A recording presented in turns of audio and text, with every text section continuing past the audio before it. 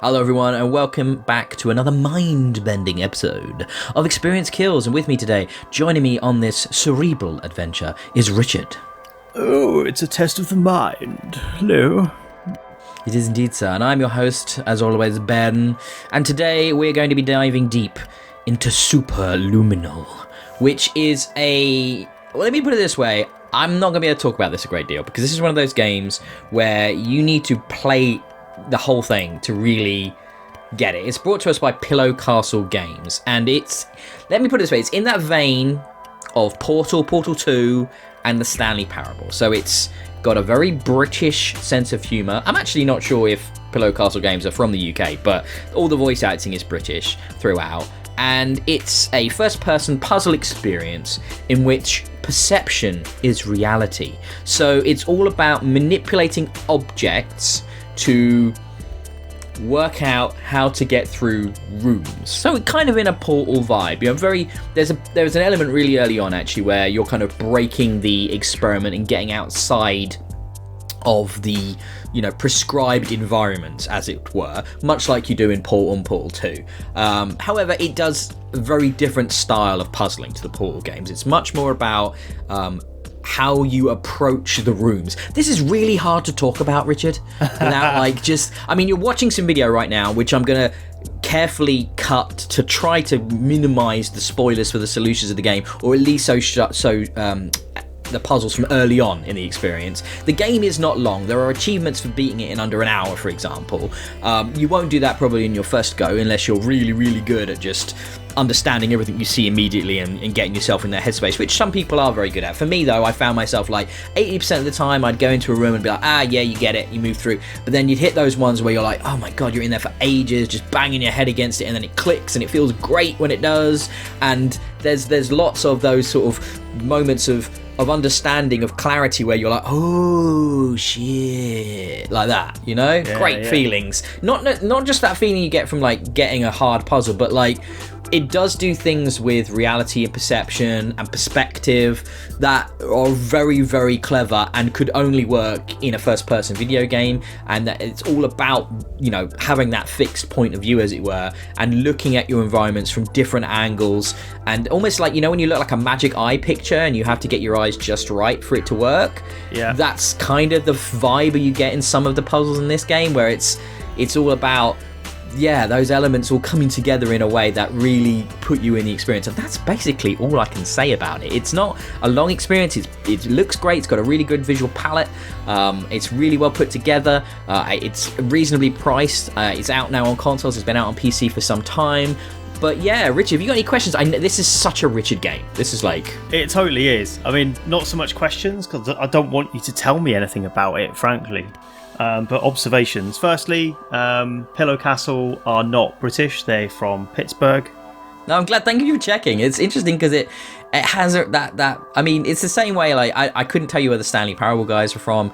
I know the Portal guys, for example, aren't British. But there's something about like the presentation of these games that make you kind of think they're from the UK, because they do all have like this. The voice acting predominantly. The voice acting, but it's not just that. It's the sort of cerebral, skewed humour as well that pervades this game. There is this brilliant thing where you're being talked to by the scientist in question throughout the experience, and he introduces himself formally every time. It's like, hello, my name's Dr. blah, blah, blah. And then every time he leaves you a message, he introduces himself with that. And it's so funny because it's just like, lovely. This is the 15th time you've spoken to me, mate. I know who you are. But and there's the kind of the AI, almost GLaDOS-esque voice, which is telling you how, you keep effing up and, you keep breaking everything and it's all your fault if you keep doing stuff like that. So it was heavily inspired by that. And you said that some of the puzzle elements made you think of The Witness as well? Absolutely, yeah. So I don't think you played The Witness, or at least not very much. But no. The conspicuous puzzles of The Witness are very much about patterns on panels and working out what the next panel should look like. So it's very cerebral, hands off. But there are more tactile elements to that and perspective-based puzzles in The Witness that stand out if you can be bothered to look for them. And anyone that was turned off by that undressed sort of puzzle perspective of the witness, where it's just literal puzzles on panels in front of you on computer screens or whatever. This is a bit more seductive. It feels more like a real life exploration. You're actually looking around an environment rather than just working out something in your head. And the witness did some of that by, you'd look at clouds in a particular way, or you'd look at a building and line it up in a particular perspective, and that would create a bridge, or things like that. So I liked that aspect of it and thought I wanted to see more. This game is the more that I wanted to see, so I can't wait to play this. I didn't know it existed until you brought it up, Ben, but it really looks great. That's good. I'm glad.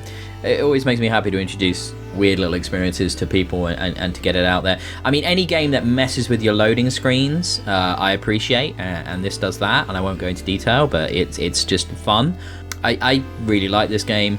It's definitely going to encourage repeat playthroughs because, like I mentioned, it's fairly short at its core, but there's plenty of things to do to get achievements and stuff like that. I hope it comes to Game Pass. It looks perfect for Game Pass. Yeah, I don't want to really talk about it any more than this, though, to be honest. I think people should just check it out if you're interested in a very different type of puzzle experience. Pillow Castle Games have really delivered that here with Superliminal. It's all set. I mean, I didn't mention this, but the framing device is that it's all in a dream. So it's dreams within dreams within dreams within dreams within dreams, incepting itself into the point of complete and utter insanity. And that's how you get these impossible rooms, these impossible environments, which I think is the perfect framing device for it. It's fascinating and it's funny as well, and those moments of revelation when you get it and it clicks, and you desperately don't want to use a guide, but it's just like it's all about just sometimes banging your head against it, and then you get it and you're like, oh, for God's sake, Ben, how did you not work that out? That was Superliminal by Pillow Castle Games. We're going to leave it at that because we don't want to spoil any more of the cool stuff that happens in that game. I think you need to check it out. That's been another episode of Experience Kills. I've been your host, Ben, and you can find me at DIYE, and today with me has been Richard, and you can find him at Colonel Red on Twitter. You can find us at Experience Kills on Twitter. We have a website you can check out. Go on, I dare you guess where that might be, .co.uk. There's also, obviously, please give us a like and subscribe on the YouTube channel, and check out the audio version. Actually, I'd sort of say maybe just listen to the audio version of this instead, so you don't get spoiled, but you've now got to the end, so yeah, you're already spoiled, but there you go. So yeah, that's all available on Spotify and iTunes as well. So I hope you've enjoyed that episode, and we'll be back soon with something probably less mind-bending. So yeah, until then, have a good one. Cheers. Two like poo. Well, I said 2, you dumbass. What? I said 2, and then you're meant to say 1. Oh, yeah. I wanted to rhyme it with poo. 1. Oh, this is going to be fun to map up. Cheers. Dick.